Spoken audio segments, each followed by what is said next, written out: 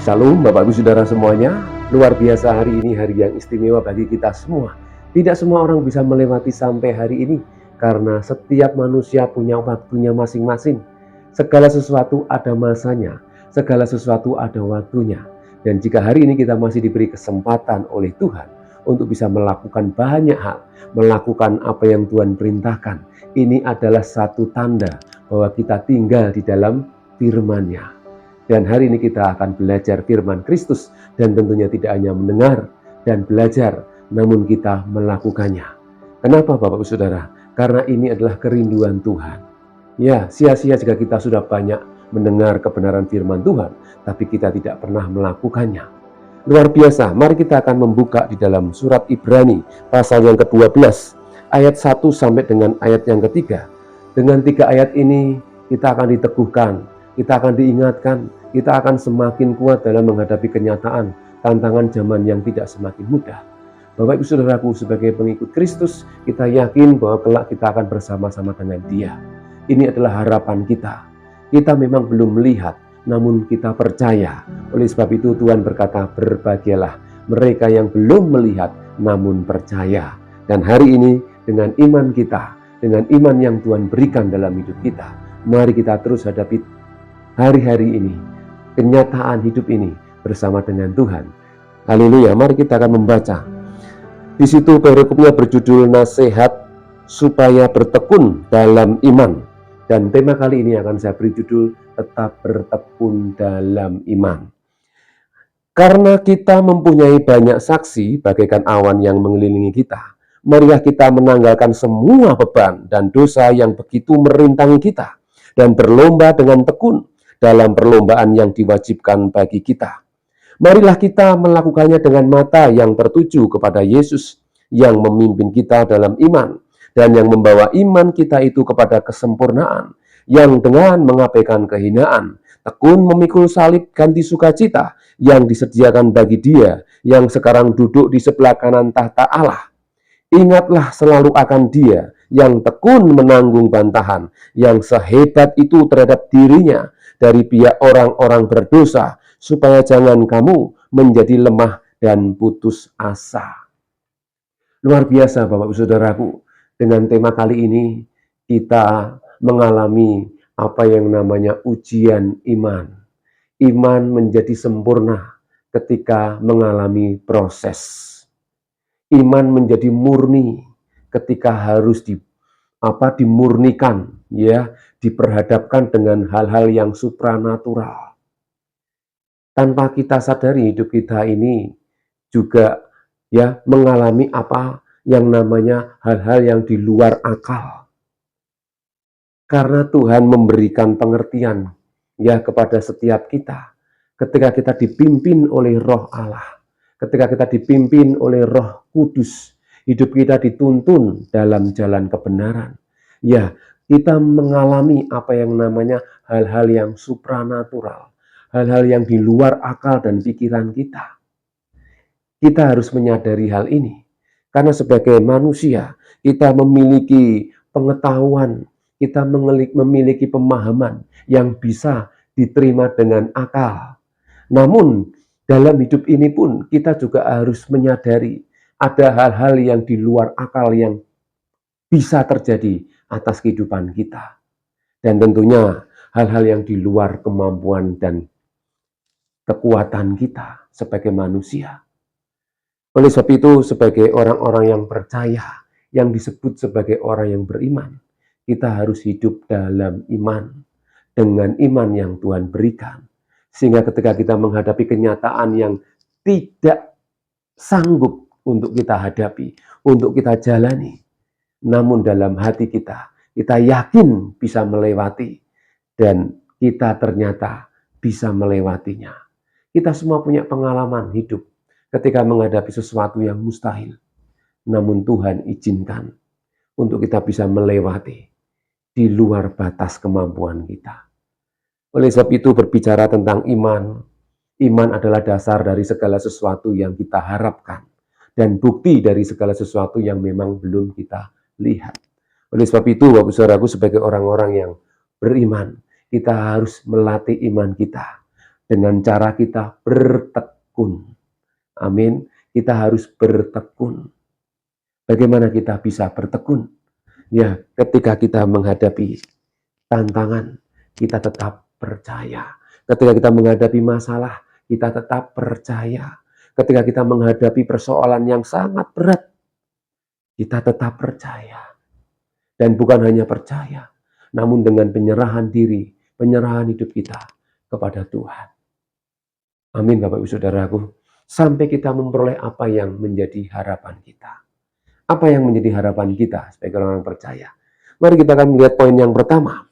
Mengapa kita harus bertekun dalam iman? Mengapa kita harus setia sampai akhir? Sampai kita bertemu dengan Tuhan.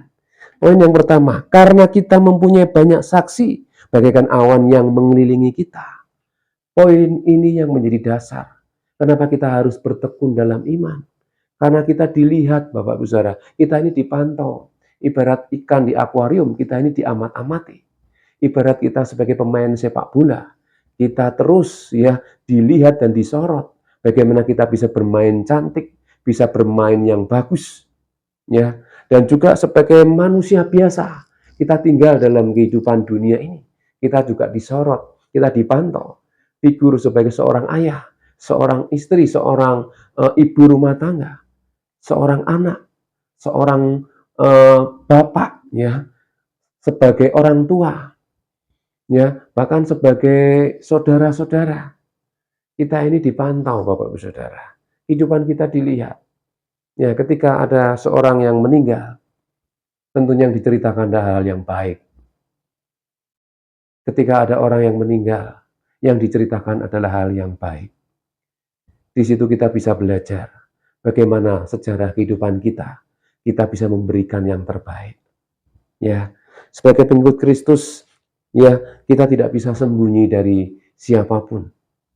Ya, mungkin kita bisa sembunyi dari manusia atau orang-orang dekat kita, tapi kita tidak bisa sembunyi dari pribadi Tuhan.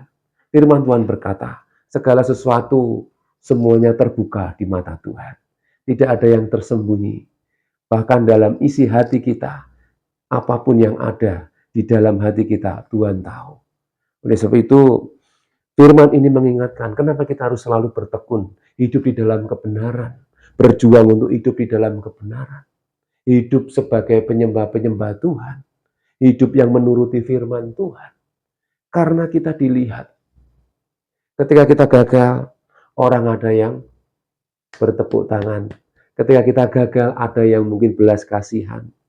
Ketika kita mengalami kesuksesan, ya, kita mengalami kejayaan, banyak orang yang mendekat. Itulah manusia. Ya. Tetapi Bapak Saudaraku, inilah memang sebagai pengikut Kristus, kita diuji iman kita. Bagaimana kita bisa memiliki iman yang murni kalau kita tidak mengalami masa-masa yang susah, masa-masa yang sukar, masa-masa yang berat. Kita semua pasti pernah mengalami hal ini. Namun saya mau sampaikan, berbahagialah orang-orang yang mengalami berbagai-bagai pencobaan. Yakobus mengingatkan, karena di sana Tuhan akan menunjukkan kuasa-Nya. Amin. Seperti Paulus, justru dalam kelemahanku lah kuasa Tuhan semakin sempurna. Amin, Bapak Saudaraku. Mari Bapak Saudaraku, karena kita disaksikan oleh banyak orang, di situ menjadi alasan untuk kita semakin giat, semakin bertekun untuk membuktikan bahwa kita ini bisa karena kita bersama dengan Tuhan. Amin, Bapak Saudaraku. Poin pertama ini menjadi alasan. Ya, sekali lagi kenapa kita harus bertekun di dalam iman. Karena kita dipantau, ya. Orang Kristen disebut sebagai terang dunia. Dunia membutuhkan terang itu. Dunia membutuhkan, mengharapkan kenyataan, ya, kehidupan orang-orang percaya yang dikatakan sebagai terang dunia. Kita harus betul-betul menjadi terang. Banyak orang-orang yang lemah, mulai redup karena tantangan zaman, keadaan dunia yang melemahkan, sehingga terang itu menjadi redup. Hari ini firman Tuhan akan menguatkan kita. Hari ini firman Tuhan akan mengecas kita untuk kita menjadi terang yang betul-betul beneran. Tidak ada ketakutan, tidak ada kekhawatiran. Ya, Dan dunia juga ingin kita sebagai pengikut Kristus yang katanya disebut sebagai garam dunia harus bisa dirasakan. Amin Bapak Saudara. Kita hidup sekali. Firman Tuhan mengatakan manusia hidup sekali, sesudah itu dihakimi. Ya, setelah dihakimi, masuk surga atau masuk neraka. Jelas. Oleh sebab itu, mari kita gunakan hidup kita ini sebaik-baiknya. Bagaimana kita memberikan hidup kita untuk memuliakan nama Tuhan. Amin Bapak Ibu Saudaraku. Ya, poin yang pertama, karena kita disaksikan ya oleh banyak orang, bahkan disaksikan oleh pribadi Tuhan sendiri. Ya, tidak ada yang tersembunyi. Oleh sebab itu, mari hal ini memacu kita untuk semakin bertekun dalam iman, melakukan apa yang berkenan di hadapan Tuhan. Amin. Poin yang kedua, saudaraku, marilah kita menanggalkan semua beban dan dosa yang begitu merintangi kita. Dari ayat 1 ini ada 3 poin yang ingin saya sampaikan. Ya, marilah kita menanggalkan semua beban dan dosa yang begitu merintangi kita. Ini poin yang kedua.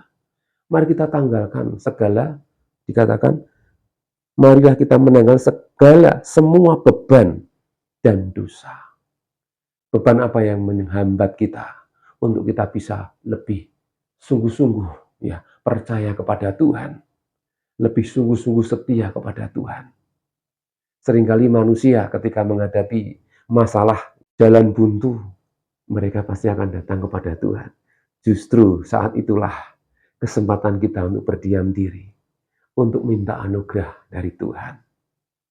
Banyak kesaksian ya saudara-saudara kita, mereka yang mengalami masa-masa sukar, mereka bertekuk lutut di hadapan Tuhan, berdoa, karena sudah tidak bisa berbuat apa-apa. Dan Tuhan menyatakan kebaikan dan kemurahannya. Disinilah Bapak Saudaraku, iman kita diuji. Ya, justru dalam kesesakan, justru dalam kesulitan, di tengah-tengah hambatan, Tuhan melihat sejauh mana kita percaya kepadanya. Bukankah firman Tuhan juga mengingatkan kita?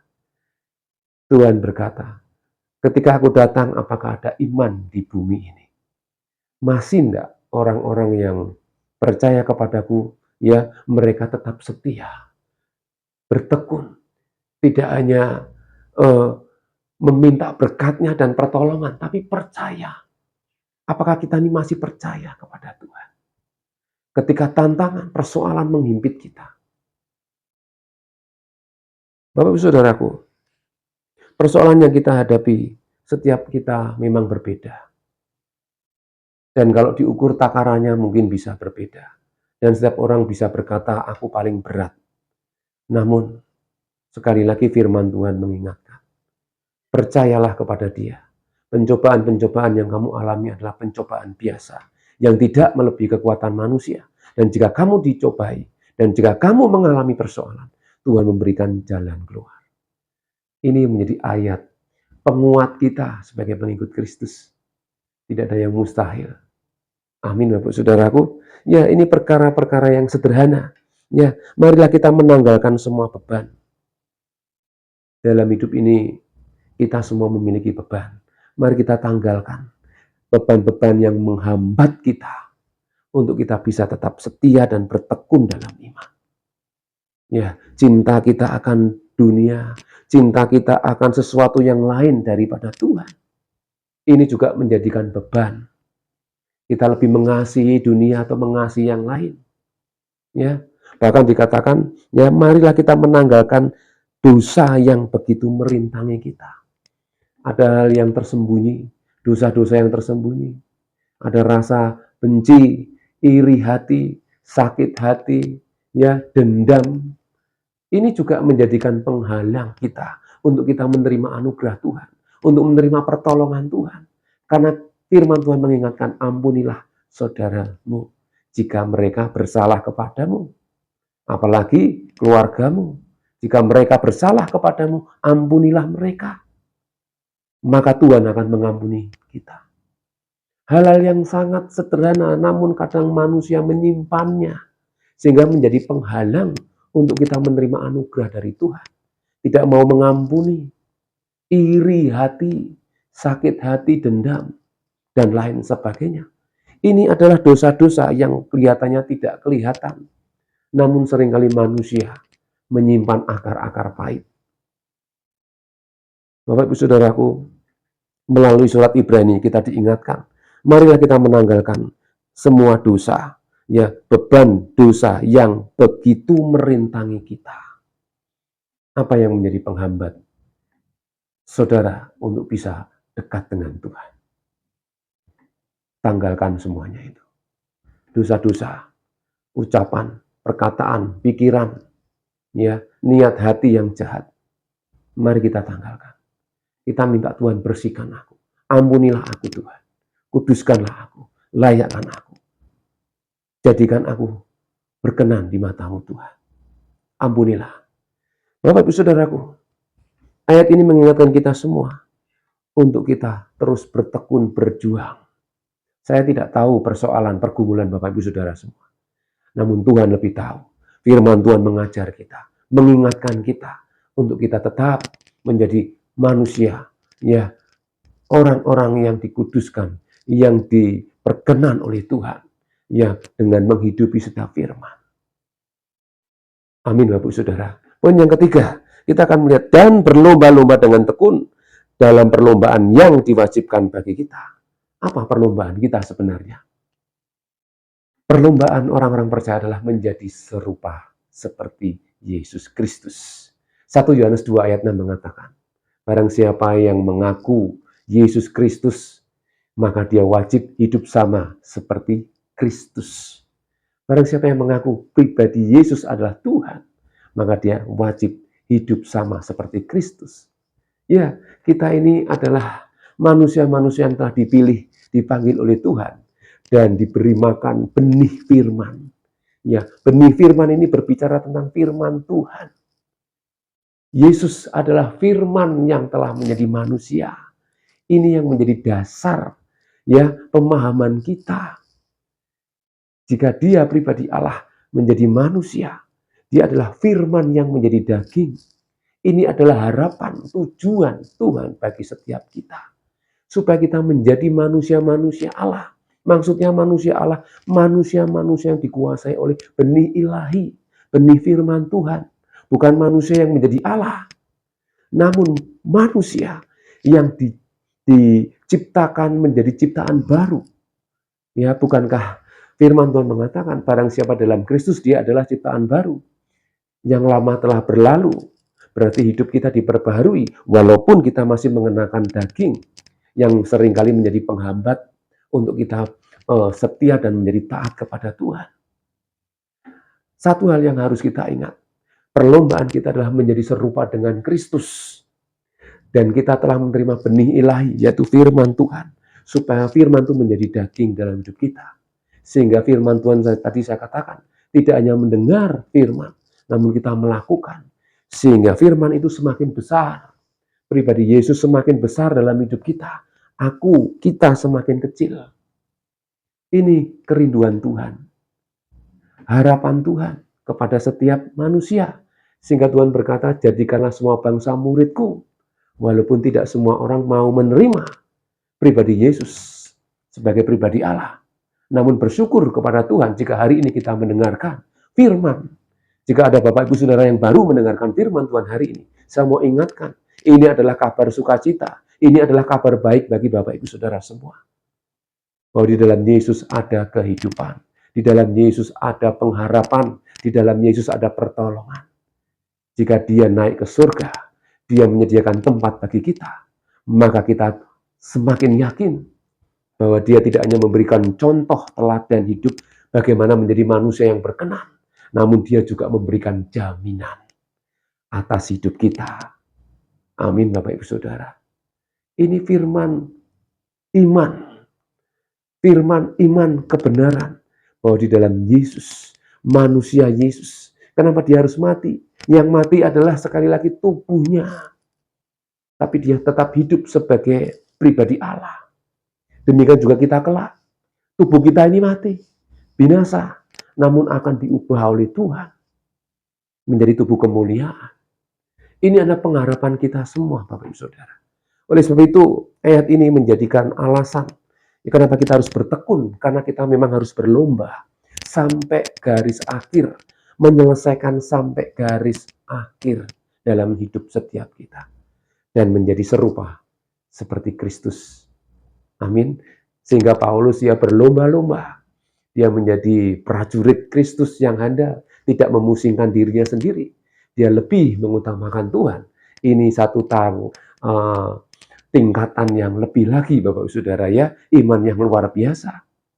Dan dia memberikan gambaran perlombaan sebagai seorang petinju, ya, dia tidak asal memukul. Dalam setiap perjuangan kita harus bisa melawan kuasa gelap, melawan segala tipu muslihat si iblis, bahkan keangkuhan hati manusia. Kita harus bisa melawan. Ya. Bapak Ibu Saudaraku, sebagai pengikut Kristus, Paulus juga memberikan gambaran sebagai seorang pelari, kita harus betul-betul menjadi atletik yang handal, ya, yang kuat bertahan. Walaupun kadang berhenti sejenak, kita terus berlari dan terus berlari. Amin, Bapak Saudara. Ya, jadi perlombaan iman ini harus kita selesaikan. Usia Tuhan yang menentukan, tetapi perjuangan kita yang mengambil bagiannya. Ya, terus berjuang. Walaupun usia sudah lanjut, tapi jika imannya terus berapi-api, itu akan menjadi dampak loh Bapak Ibu Saudara. Ya, jadi jangan meremehkan orang-orang yang sudah tua, yang lansia. Ya, saya melihat ada seorang lansia, walaupun terbaring, tapi wajahnya penuh dengan sukacita, dengan kesegaran, menyambut ya dengan kasih salam begitu selamat ya, dengan senyumnya aja kita semua yang melihat ikut bergairah. Ya, karena sudah sangat usia, sangat lanjut. Namun semangatnya terpancar melalui wajahnya. Bapak Saudaraku, mari kita terus berlomba-lomba. Ya, akan saya simpulkan dari ayat yang kedua ini. Marilah kita melakukannya dengan mata yang tertuju kepada Yesus. Mari kita arahkan mata kita kepada Yesus. Kenapa? Karena seringkali manusia itu gagal. Berhenti di tengah jalan, melihat siapa? Pemimpin kita, pemimpin rohani. Entah itu gembala, entah itu pendeta. Ya, bahkan atau orang tua. Kalau sekarang ini yang terjadi, orang-orang banyak kecewa dengan pemerintah karena gagal dalam beberapa bidang. Ya, namun kita juga harus berdoa bagi mereka, pejabat-pejabat pemerintah, pemimpin negara kita. Ya, jadi seringkali manusia melihat figur manusia yang bisa mengecewakan.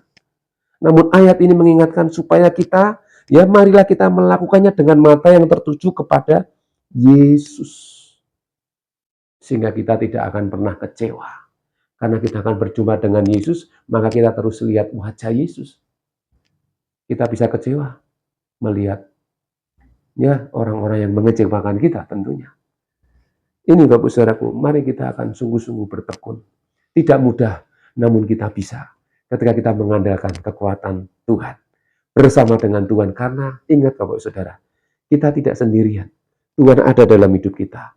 Bukankah roh yang aku tempatkan dalam hidupmu, dalam hatimu, lebih besar daripada roh yang ada di dunia ini? Ya, ini firman Tuhan. Sehingga ketika kita menjalani hari-hari, kita harus sadar kita bersama dengan Tuhan. Makanya tadi saya ingatkan, kita ini adalah mendapat DNA-nya Tuhan. Ya, benih dari Tuhan melalui firman Kristus ada dalam hidup kita. Maka kita harus semakin kuat. Dia semakin besar, kita semakin kecil. Maka kita akan dimampukan oleh Tuhan. Amin, Bapak Saudaraku. Ya. Kemudian, yang memimpin kita dalam iman. Ya, jadi Yesuslah yang memimpin kita dalam iman. Ayat ini jelas mengatakan, yang memimpin kita dalam iman. Dengan mata yang tertuju kepada Yesus. Dan yang membawa iman kita itu kepada kesempurnaan. Jadi justru ketika kita menghadapi tantangan, persoalan, pergumulan, bahkan orang bilang mati-matian, ya, itu membawa iman kita semakin sempurna. Iman tidak menjadi murni, iman tidak menjadi sempurna kalau tidak ada ujian, tidak ada proses. Kenapa Bapak Abraham disebut orang beriman? Karena memang imannya diuji, imannya dites. Sejauh mana dia lebih mengasihi Tuhan daripada anaknya sendiri. Bapak Ibu Saudaraku, setiap kita mengalami proses yang bermacam-macam. Tapi satu perkara, bahwa ujian iman terhadap hidup kita itu membuktikan apakah kita ini percaya kepada Tuhan. Apakah kita ini sungguh-sungguh mengasihi Tuhan. Ini kuncinya Bapak Ibu Saudara. Jadi apapun yang kita alami sampai hari ini, sedown ya, seberat apapun, Tuhan tetap ada bersama kita. Amin. Tuhan tetap ada di pihak orang-orang yang berseru, mau ya memiliki hati yang hancur. Firman Tuhan juga berkata, Tuhan dekat dengan orang-orang yang remuk hati. Ya, jiwanya hancur. Kenapa? Karena tidak berdaya menghadapi hidup. Tuhan dekat. Oleh sebab itu, milikilah hati yang rendah, supaya Tuhan bisa campur tangan. Kalau kita tinggi hati, Tuhan angkat tangan. Bapak Ibu Saudaraku, ayat ini mengingatkan kita bagaimana kita bisa menjadi sempurna ketika kita memiliki kerendahan hati untuk diproses oleh Tuhan, untuk lebih mengutamakan Tuhan, untuk lebih mengandalkan Tuhan. Amin. Ya, kemudian dikatakan, yang dengan mengabaikan kehinaan, tekun memikul salib ganti sukacita yang disediakan bagi dia yang sekarang duduk di sebelah kanan tata Allah. Tekun memikul salib ganti sukacita. Ini belajar sekali lagi kerendahan hati tadi, Bapak Saudara. Kadang kita ini harus melakukan hal-hal yang dilihat orang itu kok rendah. Kok kelihatannya yang kita lakukan itu sesuatu yang rendah. Namun jika hal itu menjadi berkat, menjadi contoh yang baik, kenapa tidak? Karena pikul salib bukan hal-hal yang enak-enak, yang kelihatannya tinggi-tinggi. Justru kadang kita ya diproses oleh Tuhan untuk melakukan, untuk berbuat sesuatu yang nampaknya orang menilai kok rendahan sekali. Sehingga kita direndahkan oleh orang.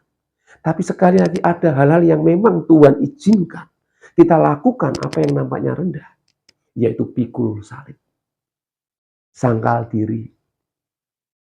Seolah-olah kita ini direndahkan. Atau kita merasa diri kita memang rendah. Tapi di mata Tuhan, ketika kita pikul salib sangkal diri, disitulah letak kemenangan kita. Ujian iman kita. Kalau ujian iman semuanya gampang, semua orang pasti bisa. Tapi kenyataan ketika kita menghadapi hal yang berat, sulit, orang tidak peduli, orang meninggalkan. Sehingga kita harus memiliki mental orang Samaria yang murah hati. Ya, ketika melihat orang yang dirampok, imam-imam hanya melihat, menyaksikan, namun tidak berbuat apa-apa. Kemudian datang si Lewi, dia pun hanya menengok dan tidak berbuat apa-apa.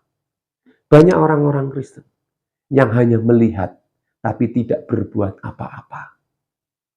Tapi hari ini firman Tuhan mengingatkan, ketika kita melihat sesuatu yang bisa kita lakukan, yang bisa kita perbuat, lakukanlah itu. Jika Tuhan menghendakinya, perbuatlah itu. Supaya nama Tuhan dimuliakan. Amin Bapak Ibu Saudara. Nampaknya rendah, tapi jika kita lakukan itu akan menjadi dampak yang besar. Sehingga orang tahu, orang melihat terang, dan orang bisa merasakan garam. Karena saudara adalah terang dan garam itu. Amin Bapak Ibu Saudara. Mari kita bergairah, tetap bertekun melakukan apa yang menjadi bagian kita. Ya, mari kita kumpulkan poin-poin yang baik, hal yang nampaknya kecil sepele. Jika kita lakukan itu akan membawa dampak yang besar. Amin Bapak Ibu Saudara. Mari kita akan terus bertekun. Karena sekali lagi, yang dengan mengabaikan kehinaan, tekun memikul salib ganti sukacita yang disediakan bagi dia. Ya, ini yang menjadi alasan kenapa kita tetap bertekun. Walaupun hal-hal yang sepele kita lakukan, tapi jika kita lakukan seperti untuk Tuhan, akan menjadi dampak yang luar biasa. Yang terakhir, Bapak Saudaraku, ingatlah selalu akan Dia yang tekun menanggung bantahan dan yang sehebat itu terhadap dirinya dari pihak orang-orang berdosa, supaya Jangan kamu menjadi lemah dan putus asa. Jadi kita terus melihat Yesus. Dia kuat sampai di atas kayu salib. Tidak bersalah, tidak berdosa. Tetap disalib secara manusia. Ya, kalau dia pun mau membalas bisa. Tapi karena dia melihat kebutuhan kita harus dikasihi, diampuni. Jadi ketika kita sebagai pengikut Kristus, DNA Kristus masuk, benih ilahi itu masuk. Ya, kita bisa melakukan apa yang di luar kita bisa lakukan. Kita bisa mengampuni. Ya, kita bisa menanggalkan segala hal yang tidak benar. Karena benih itu berkuasa. Firman itu yang ada dalam diri kita berkuasa. Seperti Yesus. Dia berkuasa mengampuni. Sehingga dia berkata, ampunilah karena mereka tidak tahu apa yang mereka lakukan. Sampai detik ini, sampai poin ini, kita harus semakin memahami bahwa iman ya yang kita miliki, kita harus kerjakan. Sampai kita berjumpa dengan Tuhan, muka dengan muka, face to face. Itu namanya berhasil. Iman kita sukses ketika kita bisa berdiam bersama dengan Tuhan. Amin Bapak Saudara. Ya, terus ingat, pandang pada Yesus. Lihat Yesus. Jika kita melihat dunia ini, melihat orang-orang yang kita kagumi pun, kita bisa kecewa. Namun ketika kita melihat Yesus, kita akan mendapatkan kekuatan. Kita akan mendapatkan ya satu kekuatan yang ekstra supranatural tadi. Sehingga kita dimampukan menjalani hari-hari yang sulit, yang berat. Karena bersama Tuhan, hidup kita menjadi berkat. Hidup kita akan dipulihkan. Dan kita akan menjadi dampak. Nama Tuhan dimuliakan. Amin. Luar biasa. Mari kita akan berdoa. Terima kasih Tuhan. Hari ini kami bersyukur. Kami sudah mendengar firman-Mu. Firman yang menguatkan. Firman yang meneguhkan. Bahkan firman yang membuat kami semakin percaya bahwa Engkau tinggal dalam hidup kami. Kami tidak sendirian. Engkau bersama dengan kami. Terus Tuhan kerjakan bagian-Mu dalam hidup kami, supaya kami semakin menjadi pengikut-Mu yang setia sampai akhir, dan membawa setiap orang-orang yang belum percaya kepadamu untuk datang kepadamu. Pakai setiap kami, kuduskan kami, urapi kami. Terima kasih Bapa. Jika hari ini ada yang sakit, Tuhan jamah, Tuhan sembuhkan, Tuhan pulihkan. Apapun yang kami alami, kami tetap bersyukur, karena justru dalam kelemahan kamilah kuasa-Mu semakin sempurna. Terima kasih Bapa, terima kasih, kami serahkan hidup kami sepanjang hari ini. Dalam nama Tuhan Yesus Kristus, kami mengucap syukur dan berdoa. Haleluya, amin. Tuhan Yesus memberkati.